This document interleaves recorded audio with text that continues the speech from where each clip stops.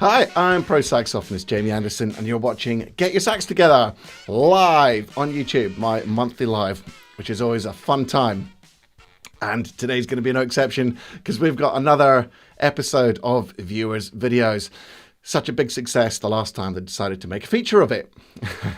Now then, before we get into the nitty-gritty and start watching some of your videos, hi to everybody. I'm just glancing over at the chat here. I can see there's people flooding in from literally all over the planet, which is really cool. Hi to everybody. Big collective hi to everybody. I'll dig into the chat much later when we get into the Q&A. So start thinking about your questions already. Give me a thumbs up if you can hear me okay. I know the tech is working out so far. It's always a nerve-wracking time going live. It's the only live thing that happens these days, isn't it?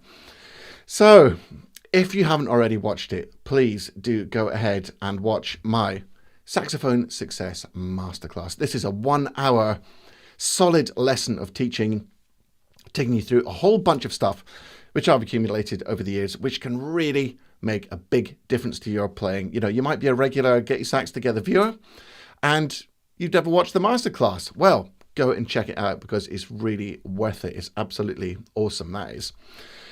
I've set up a special page. If you want to submit your video for me to watch on one of these shows, I've set up a special page so that you can learn how to submit your videos. You're not going to submit your actual video using this link, but just put in your name and email and you will be sent an email with the instructions about how to do it and the do's and don'ts and all the rules. There's not really that many rules and regulations, but just if you want your video seen, put your name in, fill in the little form there, and you'll get all the details, and your video could be featured on this show. I look at them in first come, first served order. So what we're looking at today is probably mostly videos from last month. But if you don't do it now, you'll never get in there. So, okay, without further ado, let's have some quick hellos, actually, shall we? I see some regular faces. Got Rob there. I don't think I can actually name check everybody. I'm just going to dip in. We've got William from Chicago.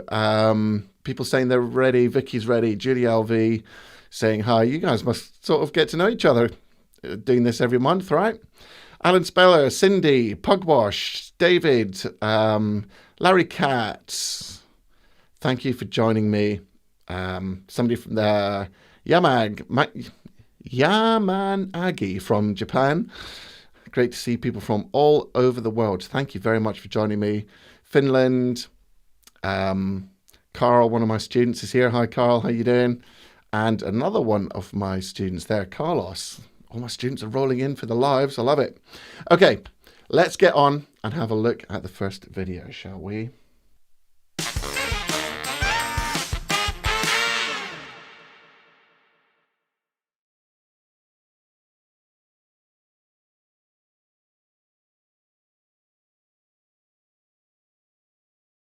First tech fail of the day. I'm back. Don't worry. See if the applause is working. No. Oh, why won't the applause work? Yay. Right, I've got some notes on the video submissions. Our first video is going to be from Paula Nguyen. I hope I've said that right, Paula. I'm not sure if you're in the chat. Say hi if you're in the chat, Paula.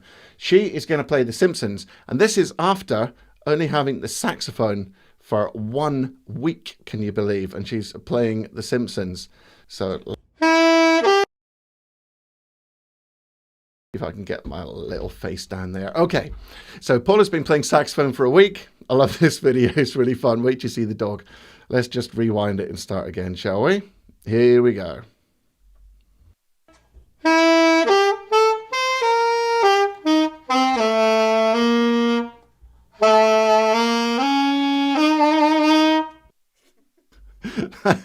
That is so fun.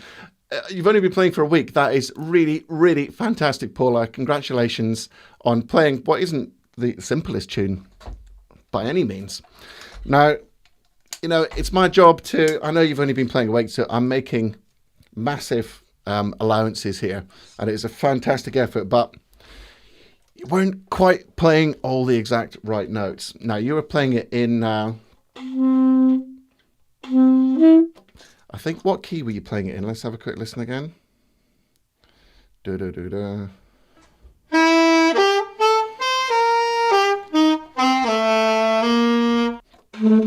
Okay, let's say you were in C for alto.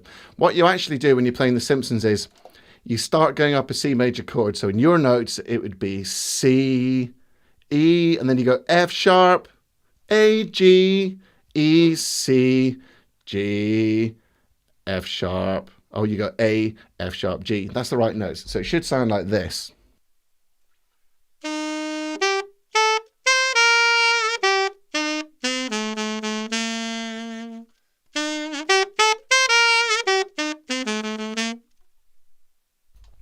But, you know, who's counting? You've done a great job there. You've only been playing a week. The video is actually reversed, but based on what I can see, just remember to keep your wrists down on the instrument when you're doing this. Don't do the old beaver pause, as I sometimes call it. So let's come out of here a second. If I just take... But yeah, fantastic job, Paula. Well done. You've been playing a lot longer than a week now, so I hope you've improved loads since then. But well done. Thanks for submitting your video. Let's have a round of applause for Paula. Okay, the next person on the list is, I'm just looking at my list here, Phil Harper. Phil Harper, are you in the chat? Maybe you are, maybe you're not, but let's have a look at your video, shall we? So the next one we're going to look at is Phil. Here we go.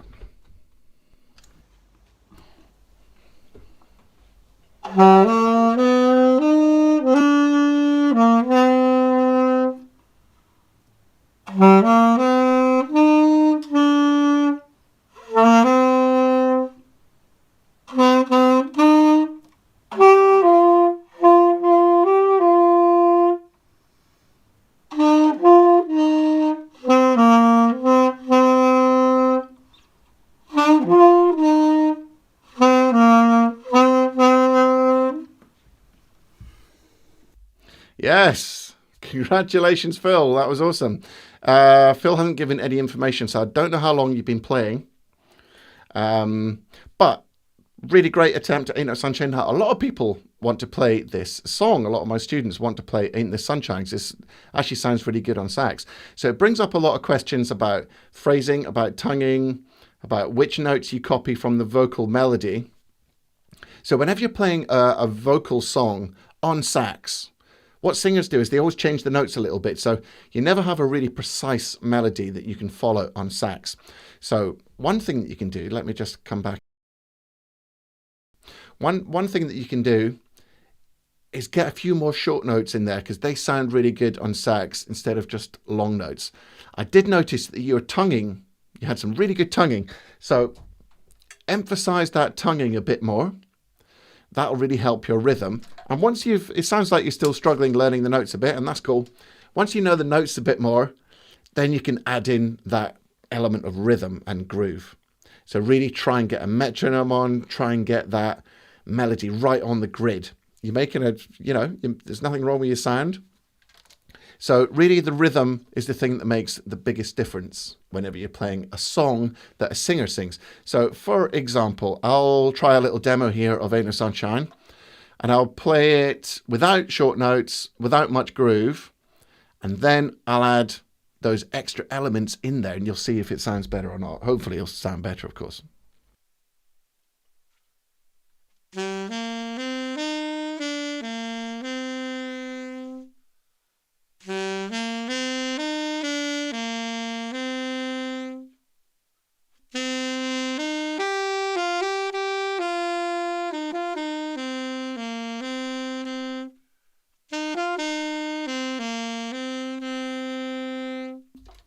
So now I'll add in some tonguing, some articulation, and a lot of groove, and you'll see how different the melody sounds.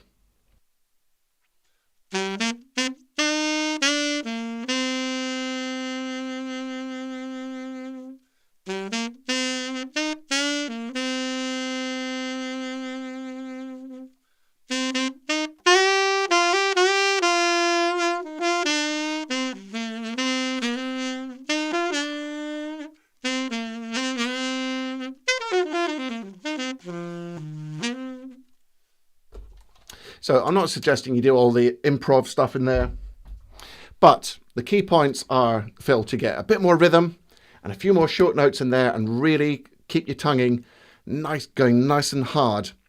And that'll really improve the way that the melody comes out. Thanks very much for your submission. Round of applause for Phil Harper there. Great job. Okay, who we got next? Everyone enjoying this in the chat? Give us a little big up if you're enjoying it, if you're enjoying the live this week. I'm certainly enjoying it. I love listening to people's videos. Okay, next we have Sam Wang, calling Sam Wang, and he's going to play Careless Whisper. I always have to keep checking I've left the mic on. Any of my students will know that I'm always forgetting to put my vocal mic on. Right, let's have Sam Wang playing Careless Whisper. Here we go.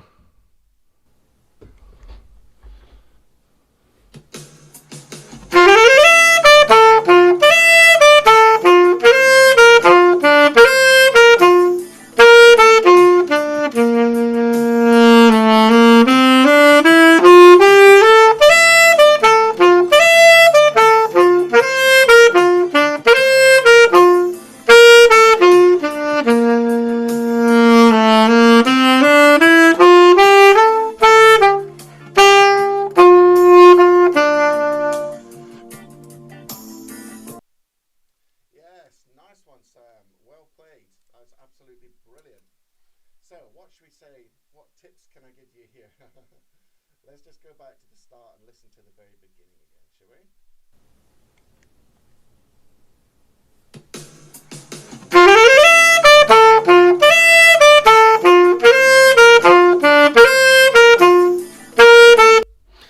By the way, I forgot to put my mic on, didn't I? It's going to be a load of comments in the chat.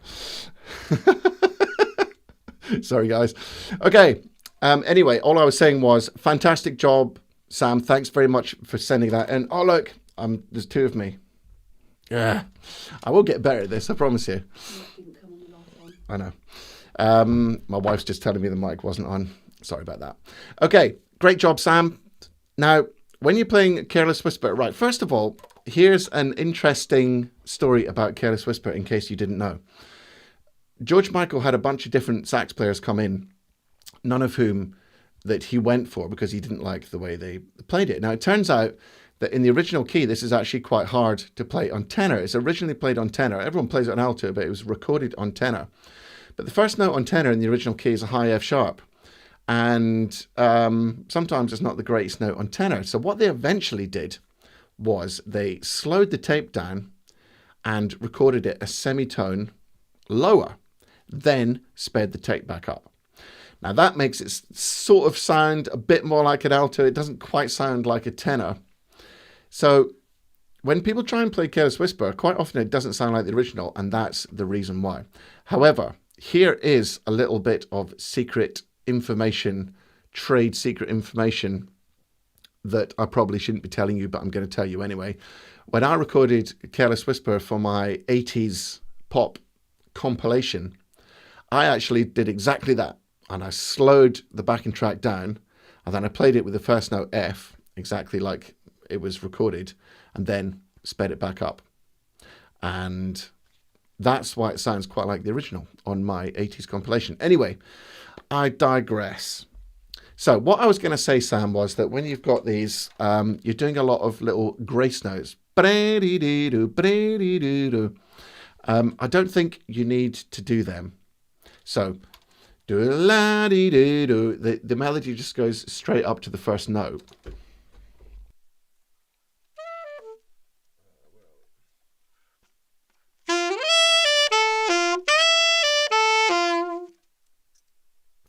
And then the second time you hit that high C sharp, you just do a little scoop instead of a grace note. Now, one thing that I do like is you're not doing the dreaded lip scoop. You're actually using a grace note. But see if you can then use your larynx to smear the gap between the grace note and the real note. So in this example, we've got a C sharp at the top of the melody. So you could try, instead of going like this,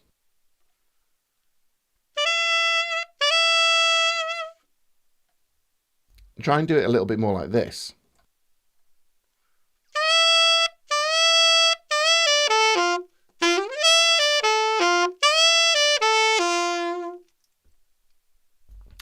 So that is my hot tip for you, Sam. You've done a fantastic job there. So keep it up, and let's have a round of applause for Sam. There might be a few careless whispers in this series, I'm telling you. So let's move on. Who's next? We've got David Williams, calling David Williams.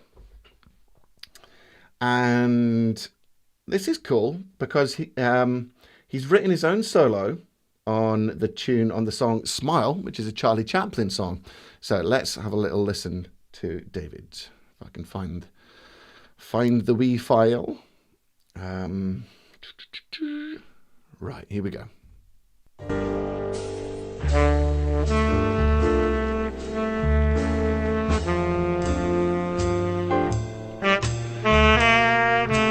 I've got sound, but I haven't got video. Is anybody else's video moving?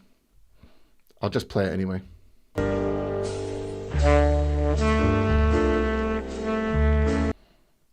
I'll try loading it again, see if we can get the actual video going. Hang on. Maybe not.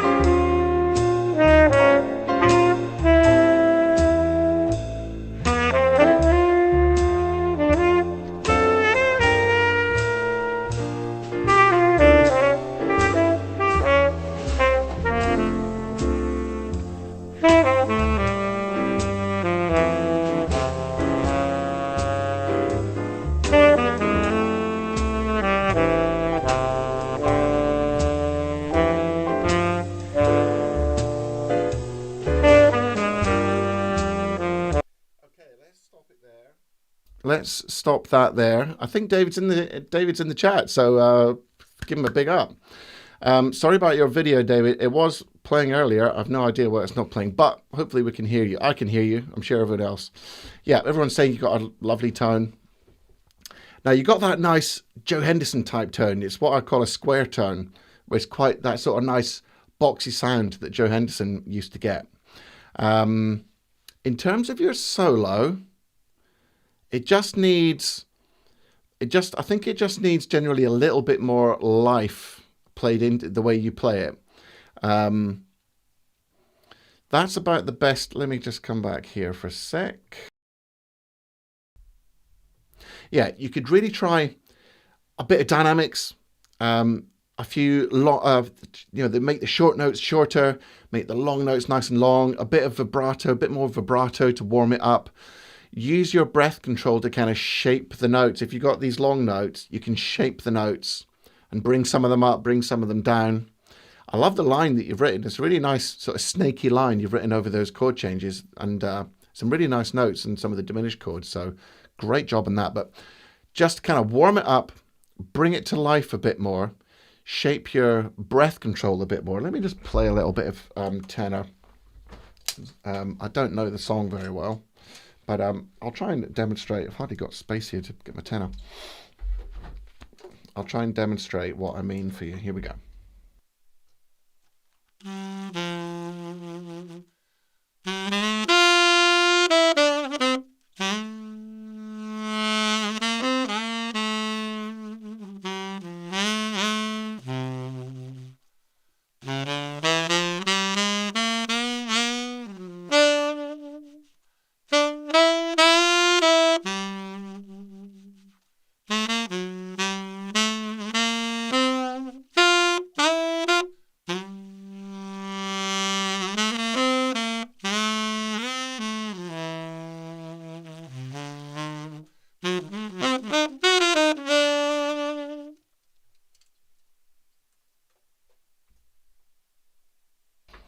Yeah, so a bit of vibrato, trying to like warm up your tone a bit more. But fantastic job. I love the fact that you've run your own solo, and I think you've done really well there. So congratulations. If you've got any other questions, Q&A's coming up at the end. So well done, David. Okay, next up, we have Miguel. I think Miguel's from Colombia, and I think he's doing a solo on Dance Monkey. But this is, if I remember rightly, is this the one with the advanced video production going on? I'm not sure if Miguel is in the chat or not. Right, let's have a look. Here we go.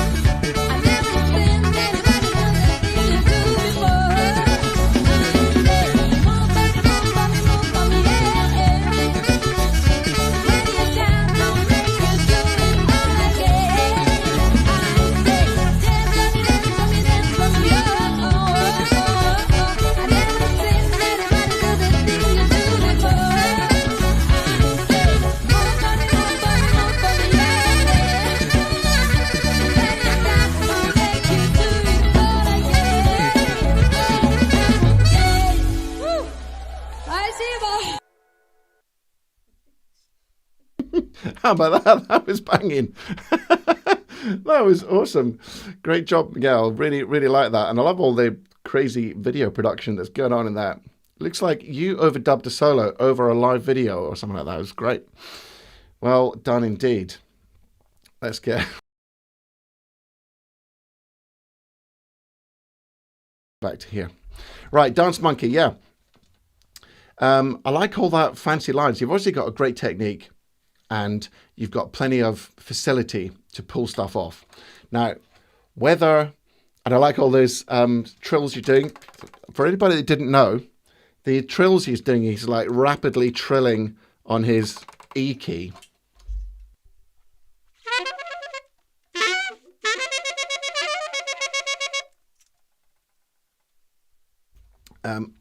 Which sounds really cool. And actually, I've got a video coming up and whenever, doing teaching you stunt trills like that, so that's quite a nice tie-in. My comment would be on your solo to maybe make it a little bit more pentatonic based and a little bit more bluesy. I think it would suit just a little bit of the blues scale instead of like so much of the running up and down the arpeggios. That would be my comment on this. So I'll give you a little demo of what I mean. I haven't got the backing track. I guess I could put the backing track on. Anyway, here we go. Also, it's in a hard key for alto, E flat minor. E flat minor, so, you know, that's not the easiest key to jam on, but you got to know your blues scales in all keys, people. Just for a moment, it's like Dance Monkey. Here we go. This is what I mean by a bit more bluesy.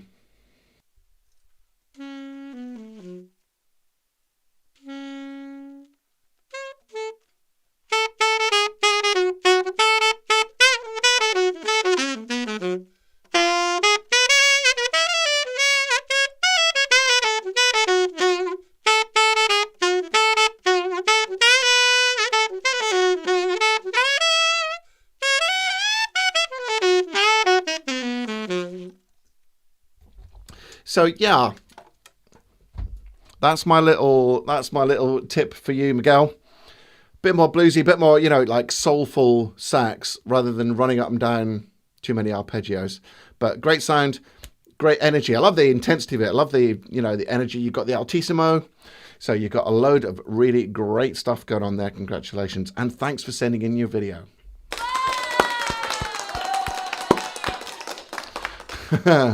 Right, now just a quick reminder, if you'd like to submit your video and you're late to the party, how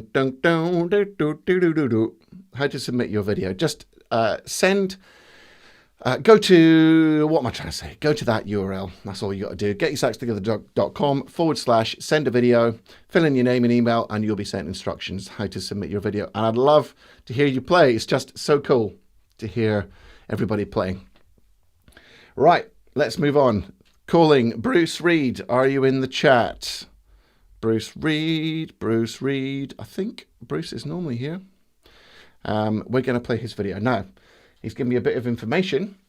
He says this is an etude that's based on I Got Rhythm Changes. The goal for this etude is 200 BPM, and I only have it at 140 in this demo, which is absolutely fine. Suggestions to help me get up to speed would be welcome. And you currently increase the tempo 3 to 5 BPM per day, which is great. It's a good etude that goes right down to high E, right up to high E, beg your pardon, and down to low B, as well as some tricky runs and articulations. He's also given me the music, very well prepared, Bruce is, and it's in G for tenor. Right, he says that he thinks his fingers are flailing a bit too much, and it might be hampering his speed and technique. So let's have a little look, shall we? Here we go. This is the Hitchcock Etudes by Dan Hitchcock, played by the one and only Bruce Reed.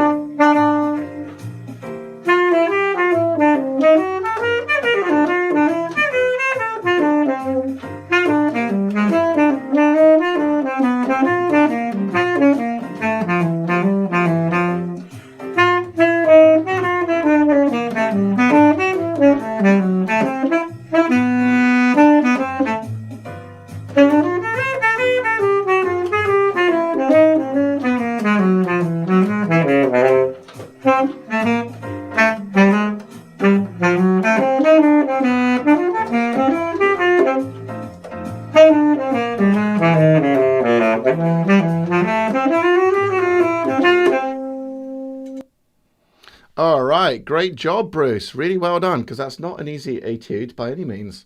So I think you did a really fantastic job there. Let's have a little check out what we to help you out. So I think you've probably got quite a good, self-analysis going on there of your problem. Certainly. Hey, look, check out. Because I've got a green screen behind me for technical reasons, my sax is disappearing where it's green and slimy. It reminds me of that bit in it reminds me of that bit in Back to the Future where his photo starts fading on the guitar stock. My sax is fading away in front of my very eyes. Okay, right, yeah. So yeah, there is quite a big gap, Bruce, between your fingers and the keys. Now, one thing you could do is have something in front of your fingers. I don't know if you've got anybody at home who would mind just like holding a piece of card or something like that in front of your fingers, and try and not hit the bit of card to keep those fingers nice and close to the keys. That's really going to help out, because yeah, that flapping is not an effective way of building a really fast technique.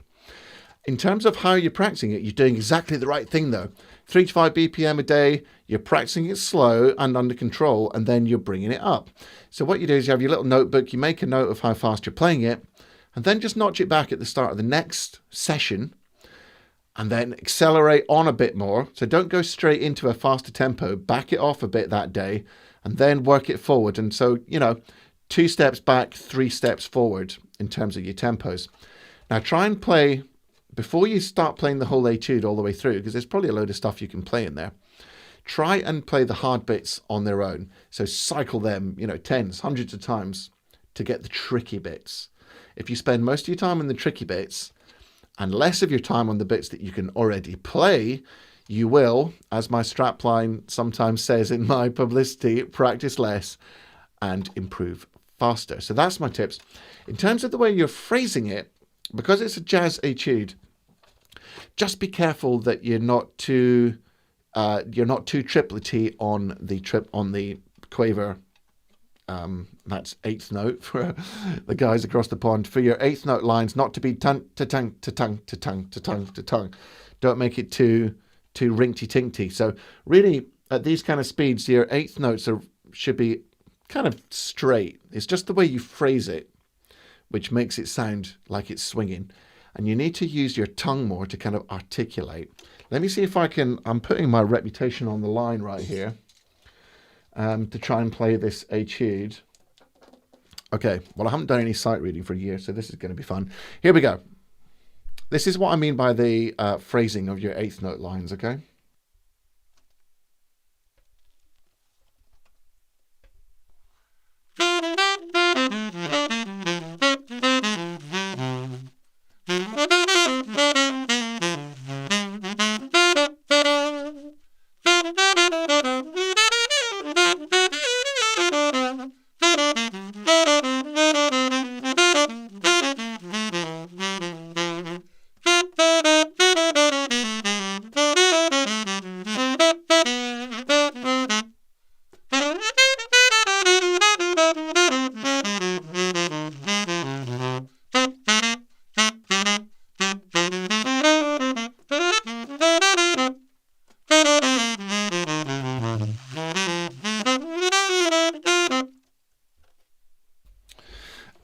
Not exactly perfect, was it? But not bad, not bad.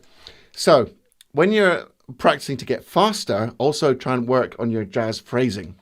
Now, I thought this would be a good opportunity because I'm just throwing myself right into the devil's way here. I'm going to demonstrate something about sight reading. It's not actually your problem because you're playing that really well. But when you're sight reading, the most important thing of all is to keep the bars, keep the measures in the right place. So I'm going to play this much faster than I can actually play. And I'm going to show you that when you're sight reading, just look for signposts in the music and try and nail the sort of contour of the music. For example, if any of you play in a big band or whatever, and you've got a hard sax soli, which you need to sight read, don't get too bogged down in all the notes. Just follow the contour and bluff it. Just get good at bluffing it. Advice, JV's advice, get good at bluffing it. No, but the most important thing is to stay with the line at the right place and not lose your place. So I'm going to try and play this really fast. Much faster than I can play, but I'm going to demonstrate what I mean about when you're sight reading. Just keep the rhythm in place, follow the contour of the music, and then hit the odd note if you can make it. Okay.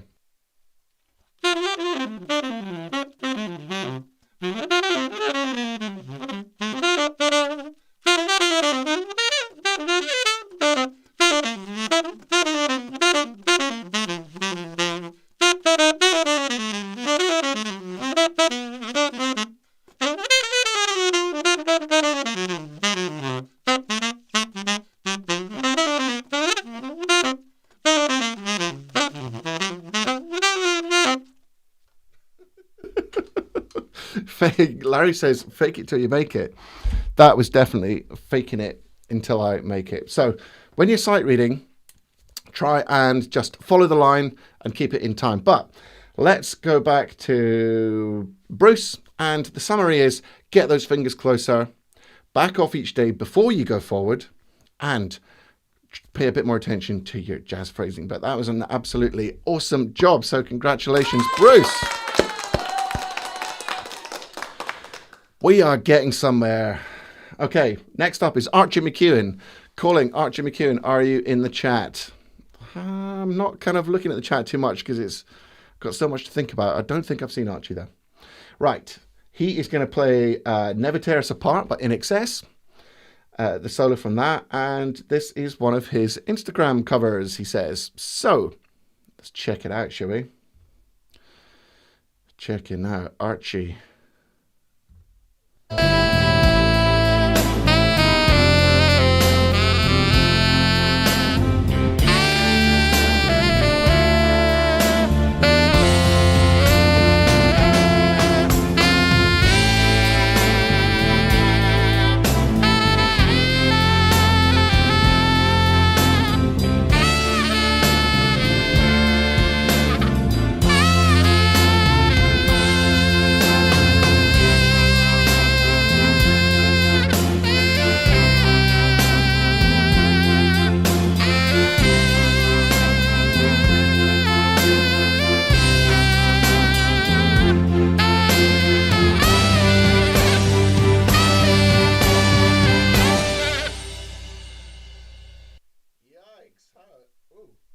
How about that? That was seriously good, wasn't it?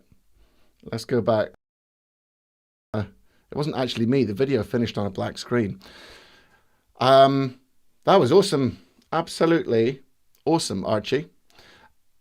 I love your sound. I love that growl. You've got a fantastic vibrato. That sounds super pro. I guess if there was just one thing, the odd note, you know, the pitch of the odd note just drifts a little bit. Now, we are talking about trying to play saxophone around about, you know, the upper end of the second octave and in the palm keys and on the front key as well. So these areas are notoriously out of tune, basically. And you have to use your larynx to pitch those notes down, otherwise you'll be sharp.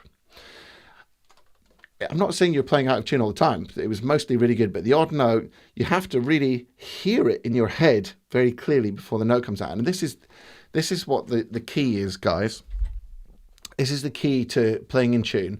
Number one, master the mechanism of using your larynx. And my Total Tone Mastery course will tell you everything you need to know about that.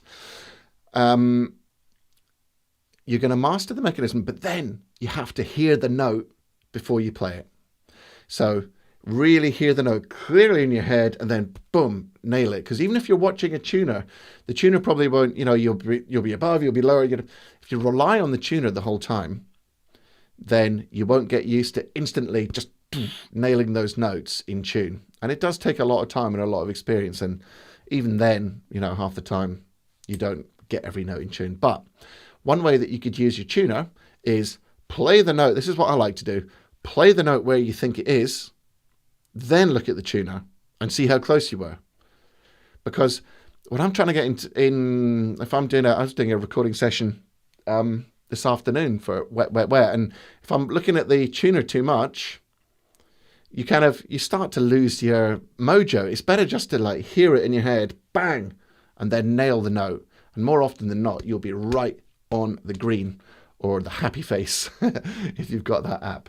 So wonderful job. Absolutely awesome tone. I mean, super pro. Sounds absolutely fantastic. So congratulations, Archie. Love that. Woo woo. In fact, I'm even going to go to the next level for Archie.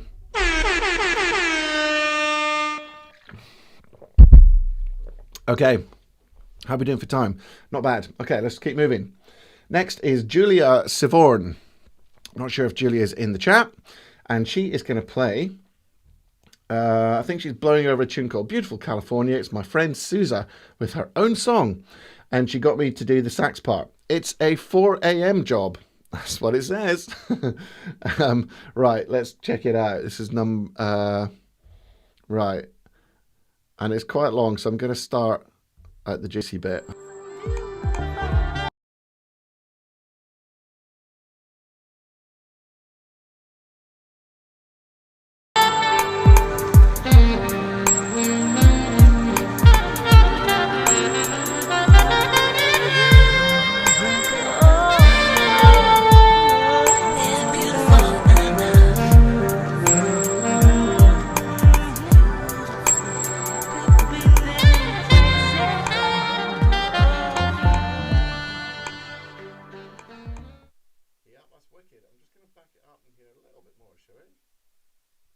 It's beautiful in California.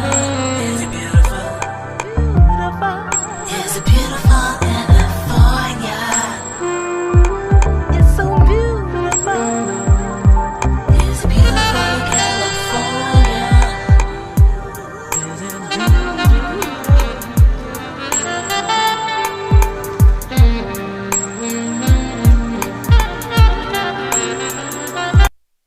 Okay, cool. Great job.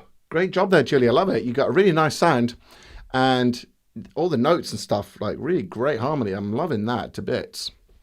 Let's go back to my main screen. There's not a video of you playing. There is a video, but oh no, two of me. Go away. But it wasn't a video of you playing, so I can't analyze your technique or embouchure, but the music speaks for itself. One tip I would give you that just like came into my head would be to try and play with a bit more definite rhythm. How many times do I watch these videos and talk about rhythm? Is anyone picking up the knowledge bombs yet about the rhythm? Okay, so it's in E. I think it's in like E for alto, that song. So you're playing all the right lines, but try and play them with a bit more groove. I'll try and demo.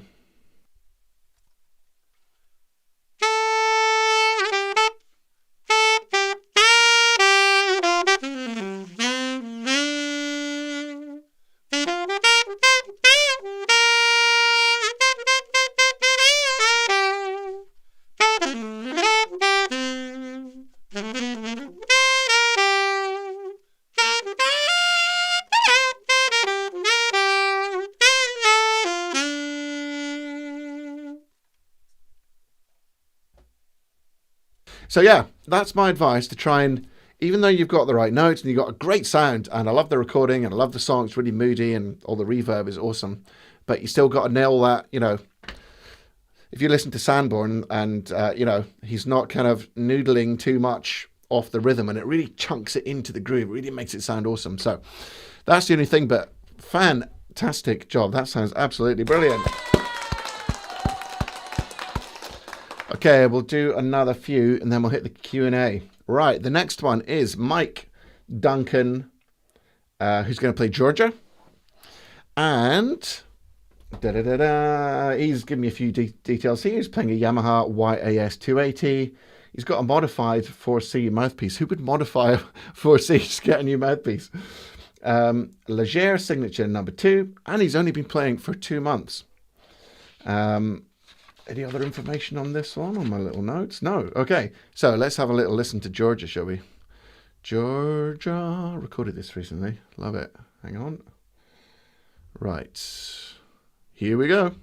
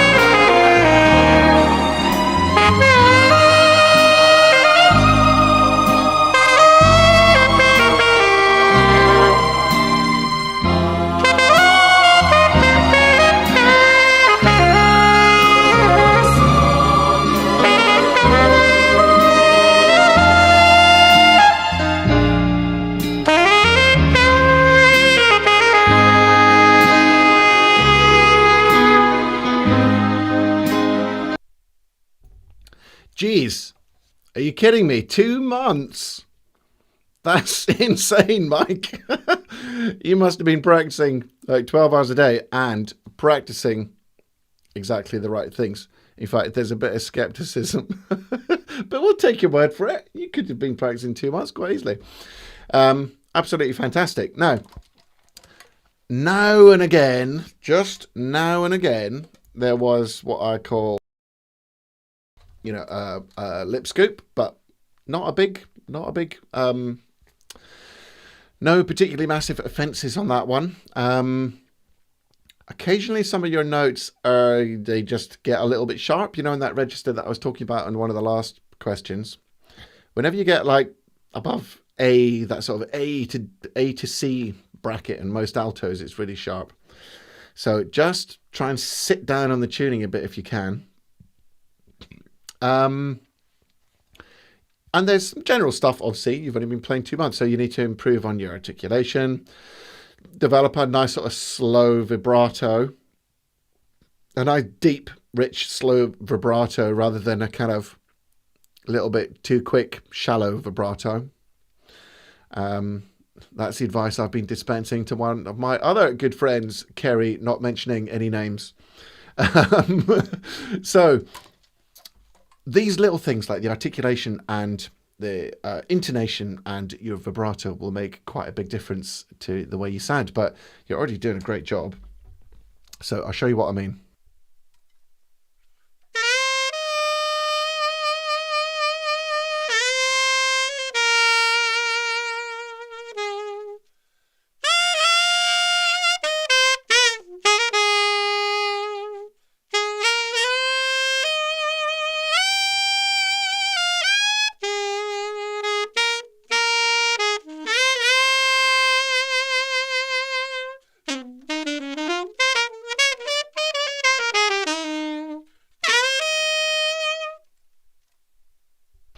So yeah, but basically really, really great. Thank you very much for sending that in.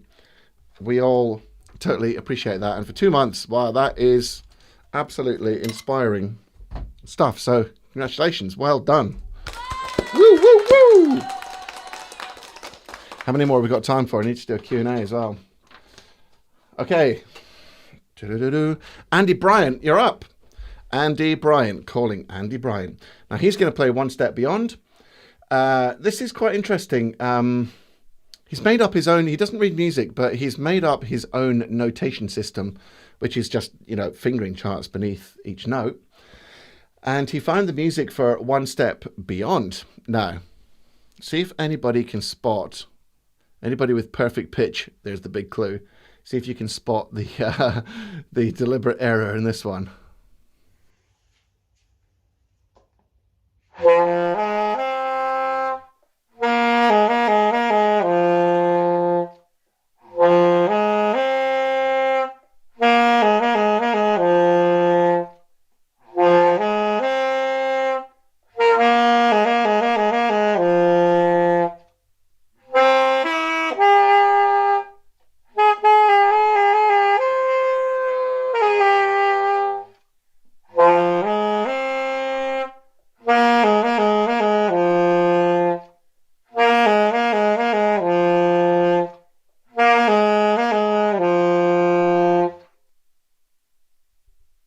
Yes, love it.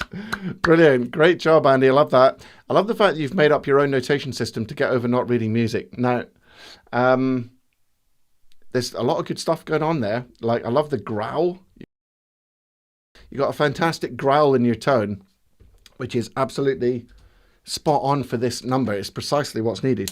Now, here is the deliberate error. Somebody put out of tune. It wasn't, particularly out of tune. And geez, you heard the original.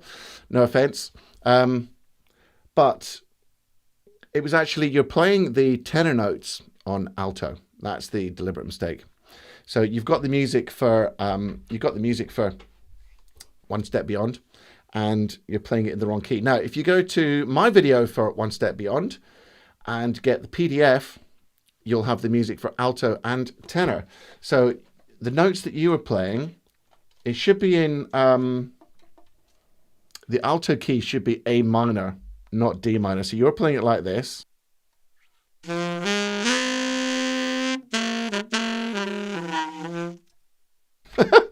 Nice one. Well played, Jamie. However, the first note on alto should be A. It should be A, C, E, D, C, D, C, A, which is, I don't even know how to break this news to you, because you're going to have to redo your whole homemade notation system now to do it in a different key. Many apologies, but if you want to play along with the original, that's what it is on alto. You can't play it low enough on alto because it would be a low A. Because it's low on tenor, it's too low for alto. You've got to do it up the octave.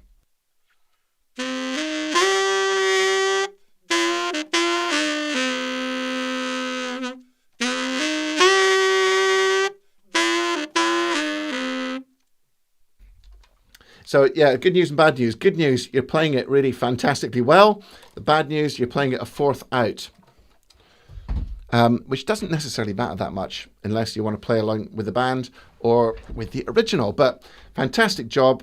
Really, really well done on that one, Andy. Congratulations. Larry's saying use a capo. Imagine if we could use capos on saxophone. How cool would that be? Right, have we got time? Okay, We'll do one more and then we'll do Q&A. So start getting your Q&A ready and I'll just bash this one out. This is Ryan Gatling. It's a quick solo. Here's a short clip of my playing. A friend's daughter needed a sax piece for a student film, a 40s noir, and they asked me to send them some sax solos for the background. Interesting. Let's check it out and then we'll do Q&A. This is the 26th video submission, guys.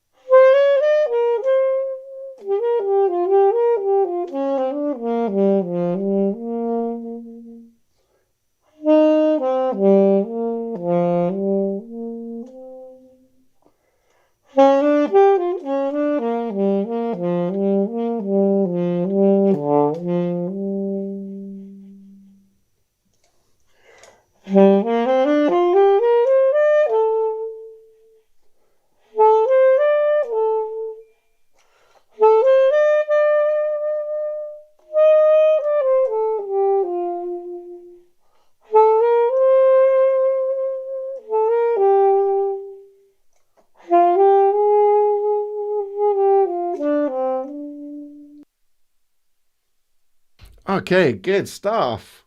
Congratulations, Ryan. That was awesome. That's really, that, I don't know about anybody else, but I felt like I was transported off somewhere else, you know, like taken off to another beautiful world, which is exactly what you want for film music, which is what you said you were doing. So yeah, nice. I love that. That's got a really like lovely vibe to it. Now, somebody said in the chat that you've got your fingers nice and close to the keys, which you do indeed, but you are guilty of beaver paws. Beaver paws. And beaver paws means that your wrists are too high up here. You need to drop your wrists down. And this is in my video on hand position. Can't remember if it's come out yet. I lose track. Has the video come out on hand position, guys? I can't remember, but if it hasn't, it will soon. And the beaver paws are like, you know, your hands are like this. You need to drop both wrists down so that your wrists are lower than your fingers, and you'd keep a nice straight line between your wrists, your fingers, your wrists, and your arm. Apart from that, that was a really nice, poignant bit of saxophone. I really enjoyed that. So thanks very much for submitting that one. Okay, get those questions in the chat. Let's do this. We are going full on Q&A. Now, remember, if you want to submit your own video, getyoursaxtogether.com/send a video, and I will look at them and I will give you free advice, a free lesson, almost micro lesson, as if you were here right in front of me, just like this. And do you know what? It's fun because I've seen people chatting and saying they've had their video and whose video is coming up next, and maybe some of you there biting your nails, waiting to see if your video will come up. Well, eventually it will, don't you worry. Okay, let's move on to some questions.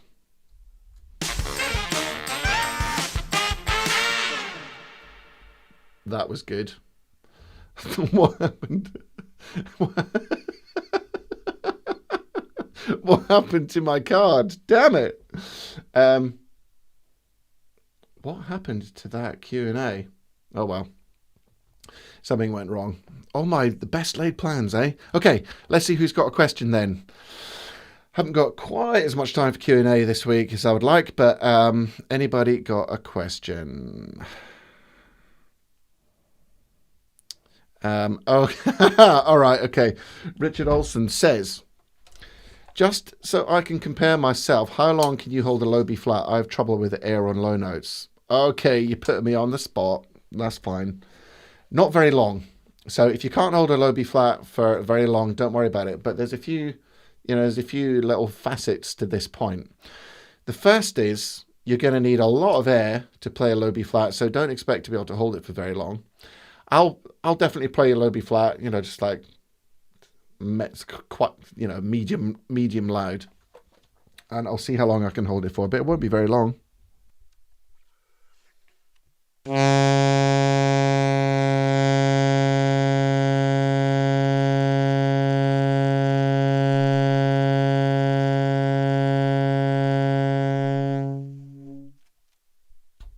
was that, 12 seconds maybe or so. Should I try and beat it? Right, one more.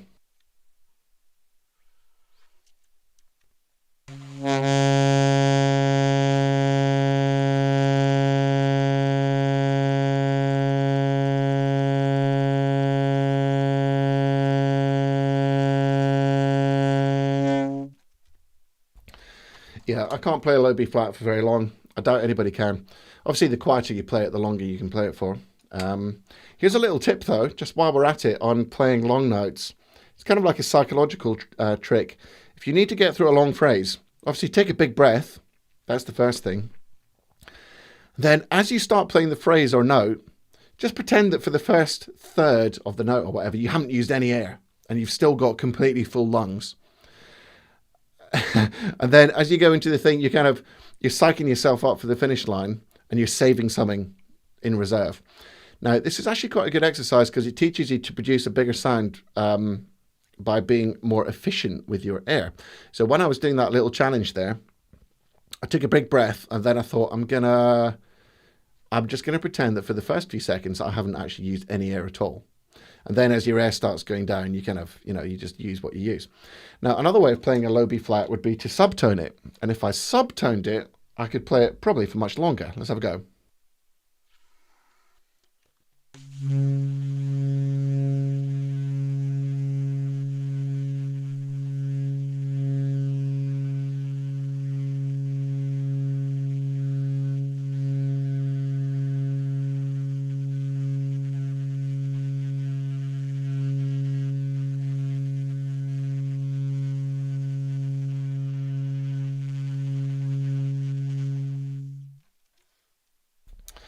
Now, some people say that subtone uses more air. That doesn't make sense, as I've just proved, because one was 10 odd seconds and one was 20 something seconds. The other thing you could do, of course, is cheat and circular breathe.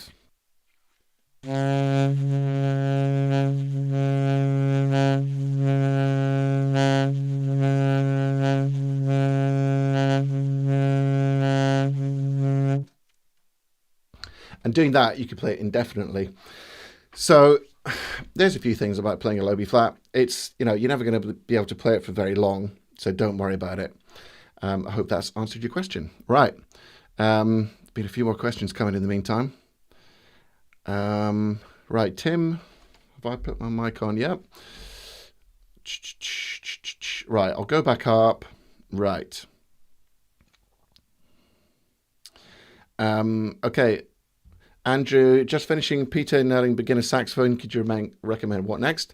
I'm not really sure. I mean, what I would do is go on Amazon, find a book with some tunes that you like and get it, because most books these days have got backing tracks and you can play along and it's good fun.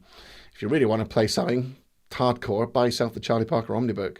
Mind you, you're just finishing beginner saxophone. That's not the greatest suggestion, is it? That's pretty hard. Maybe work up to the Charlie Parker Omnibook, actually. Just find some songs that you like. And the good news is there's, you can go online and get sheet music for anything now, and you can get backing tracks for anything now. So you can always find the songs and the backing tracks that you want. Okay, somebody's asking, what key is Donna Summer Tokyo in? Okay, should we find out? Surely you can find out what key it's in. This is an interesting point, though. What key is something in? Basically, the way to find the key of a song is, what is the most magnetic note, the strongest note in the whole song? And in the case of Tokyo, I don't know what's going to happen here. I'm probably going to get a copyright strike, but let's just do it. See what happens.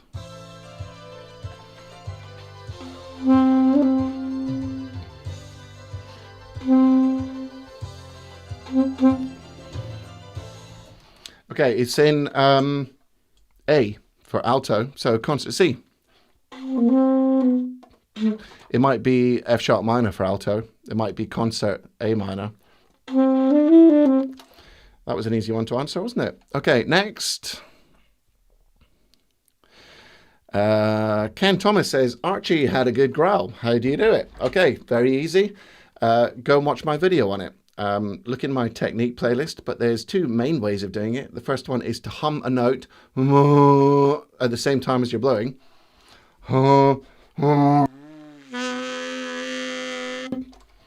And the second way of doing it is to roll your tongue in the top of your mouth as you're blowing.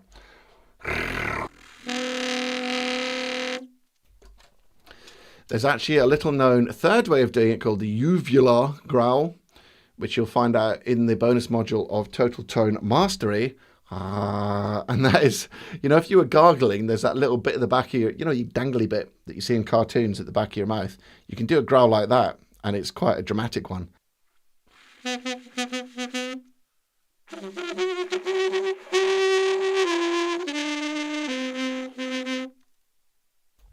Not the greatest example, but it works better on tenor as it goes.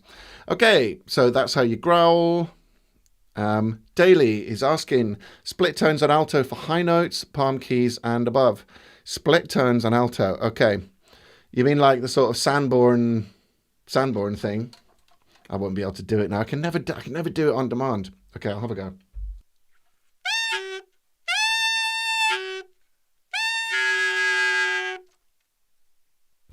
You mean that sort of thing?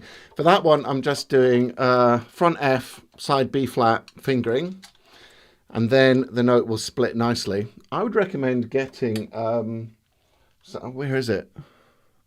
I haven't got it here. I haven't got it within reach. Sir Valor Sax's book on altissimo. He's got some good split tone fingerings in that. Go to Sir Valor Sax, his YouTube channel, and in his merch shelf, you can buy his book on altissimo. It's a PDF download book, and you can print it off yourself. That's pretty cool. Okay, Rick G. Any advice on phrasing on solos? That's just like too much of a big topic to answer in one quick fire. But most people play too many long notes, not enough short notes. They don't articulate enough, and they don't play with enough rhythm. So there's some really quick things. Pablo, do you have any tips on how to dampen the sound on your sax? The neighbours are interested in as well. So Wally Wallace gave some great advice on this recently on his channel. And he said, have a conversation with your neighbours and explain to them when you intend to practice and what times. And that dialogue is going to be really important for your neighbours to feel a bit better about you making a racket. If you can do that with your wife, that's a different story. But you can get a case thing it's like a big suit. It's like a big suitcase, saxophone-shaped suitcase that you put your hands through that does a not bad job of dampening the sax. One thing I'll tell you not to get is one of those little discs that you can get on Amazon that go in the bell. They do that much. Absolutely nothing. So don't waste your money on that. Okay, Teo, what do you do if you feel like you've plateaued? That's not a bad question. Teo, just stick a comment in there and tell me what kind of music you like, and I'll give you a challenge. No sweat. Right, what else have we got? Tim is saying, Tim featured on last month's show. Nice one, Tim. I'm currently on a 1.5 read and I'm happy with my sound. Should I be thinking of changing or just continue with a 1.5? Yeah, the reed strength thing, as you get stronger and you blow harder, you probably will need to go up to a 2, probably 2.5. I don't know anybody that plays less than a 2.5 who's, in inverted commas, good. Now, what the reasons for that are, who knows? But there must be something in it. So you just keep, to get a big, rich sound and stuff, you put more, you need that extra air. And the more you learn to blow hard, you'll need to go up a reed strength, because otherwise it'll just feel like your reed's paper and it's closing up on you. It'll also make playing high notes easier if you go up a strength or 2. Okay, next. I purchased a Selma 66. How do you rate it? Never played one. Can't answer the question. Many apologies for that. What other note comes out when you split F sharp 3? I don't know. Let's find out.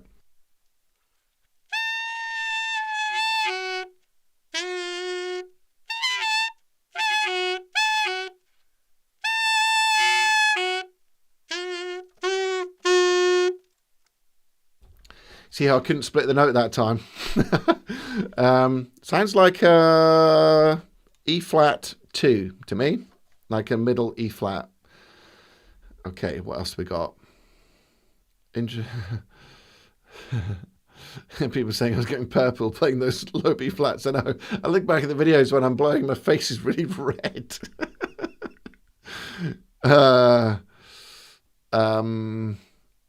Okay, let's stick this up. I broke my Yamaha C4 in American Cut. Trying to use a Select Jazz 7 with Kane Reed, having a lot of trouble getting the low notes out, but sounds good when I do. Okay, yeah. I guess you're talking about breaking your Legere. That's a heartbreaker, isn't it? I've got one I cracked as well. Damn. 25 quid. Down the drain. They're not indestructible, those Legeres. That's one take-home point. Right. Steve, he's thinking... Oh, it's not really a question, is it? He's just kind of getting involved in the chat. Here's Rob, another person who's featured on last month's episode. How you doing, Rob? Love Candy Dolfer's tone and would love to imitate her sound, but my tone is generally too dark. Any idea what setup she uses? I've got an Autolink HR number 7. Yes, I don't know specifically. I do not know. Probably, yeah. I mean, I'm guessing that a Jody Jazz Superjet would do the job for that kind of sound, like that real... But remember, you know, the sound comes in your head. The sound, this is what I teach in Total Tone Mastery. The sound comes from your imagination. So if you're hearing a really bright sound and you keep listening and transcribing Candy Dolfer, you're going to sound much brighter than if you're listening to, you know, I don't know, Paul Desmond on the same mouthpiece for ages. You have a completely different sound. Here's one of my students, Kerry Sterling, the one and only. What a rock star. Second, Rick's question about phrasing. Any scale exercises to brush up on long, short note phrases? Well, if you're talking about jazz, then yeah, you can tongue alternate notes.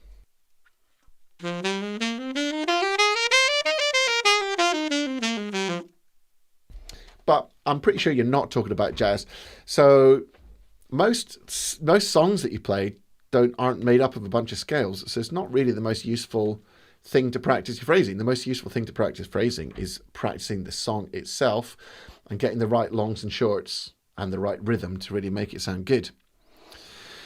Hey, what else we got? Steve 1800, I've just answered exactly the same question for someone else about that. You move on when your reed is, you know, closing up and just feels too soft. Okay.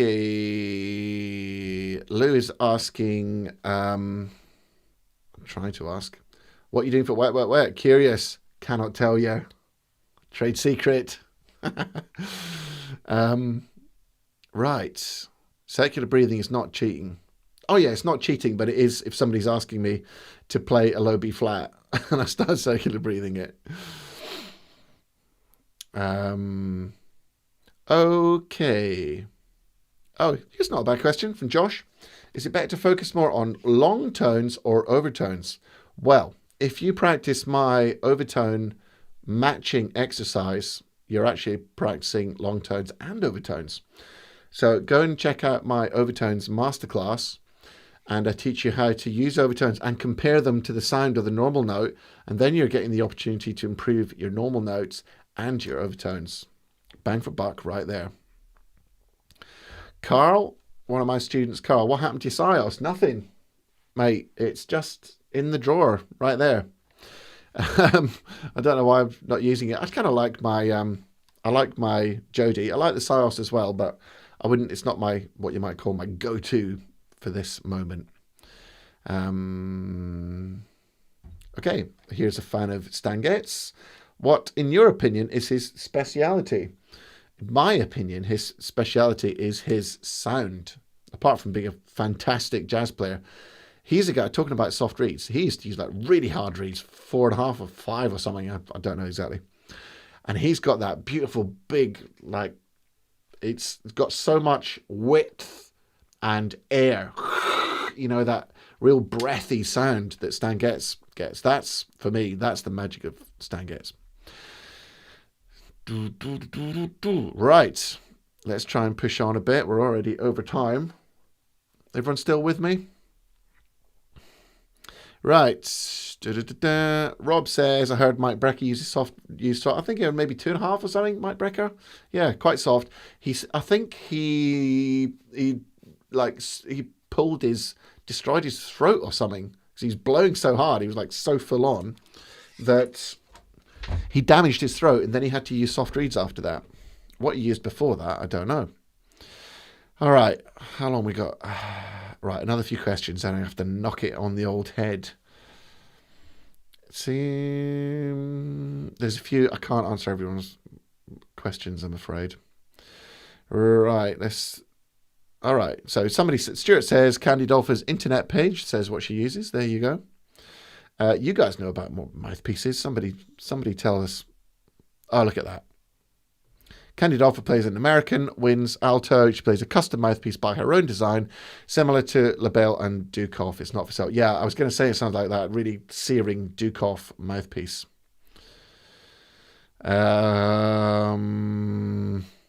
Adrian Rodriguez. Yes, I can give you a shout out. Big up, Adrian.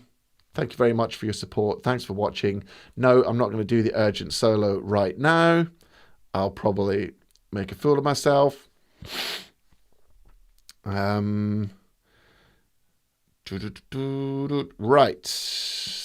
Okay, I think I'm pretty much down to the bottom of the chat, and it's actually 12 minutes past the hour. I normally try and do it for an hour, but you've got a bonus 12 minutes, guys. So that's it for today. Thank you so much for watching. Thank you, let's have another big round of applause for all the people whose videos came in. Thank you. Thank you. I love that one. Thank you so much for submitting your videos. I know that it's a very, what's the word for it? It can be a very, exposing thing to do, to send your video in. It's a very raw and intimate thing to do, to share your playing with everyone here. So maximum respect to everybody that has done so. I've got loads of videos that everyone has sent in, so don't worry if everyone agrees. I'll just keep doing my monthly live like this for a while. What do you think? Right, how do I take this out of the chat? Adrian's got a massive big up there. He's been in the screen for 10 minutes. Okay.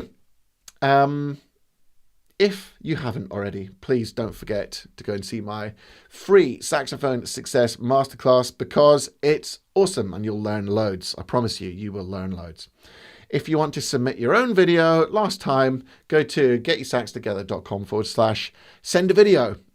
That is an easy to remember URL. So people are saying, yes, let's do it again next time. It's a fun time, isn't it? It's a really fun time because you can relate to people.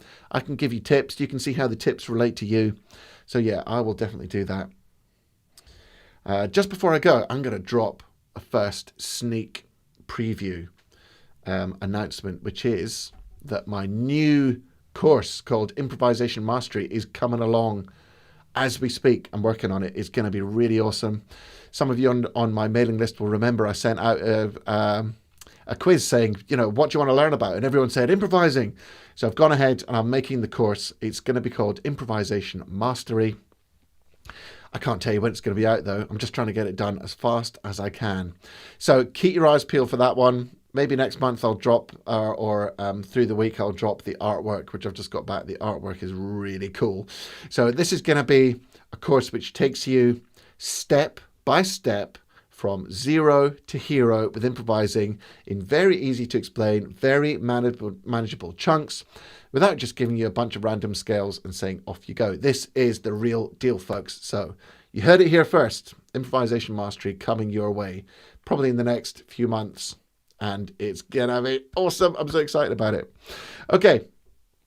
Thank you very much for joining me. I'll see you next month for more viewers videos, and of course there'll be the usual fantastic Get Your Sax Together content coming your way. So practice hard, practice smart. Oh, I forgot to say about the coffees, by the way. Coordination challenge, doing it backwards. Breaks my brain. If you buy me, if you've bought me a coffee, thank you so much. I really appreciate it. You guys are all so kind. I can't tell you, it really means the world to me. And if you want to buy me a coffee, you can use the link buymeacoffee.com/get your sax together. So many thanks if you have, and feel free to do so if you feel the need. I'll see you on Sunday for another Get Your Sax Together video. And until then, practice hard, practice smart, and enjoy your music. Peace out.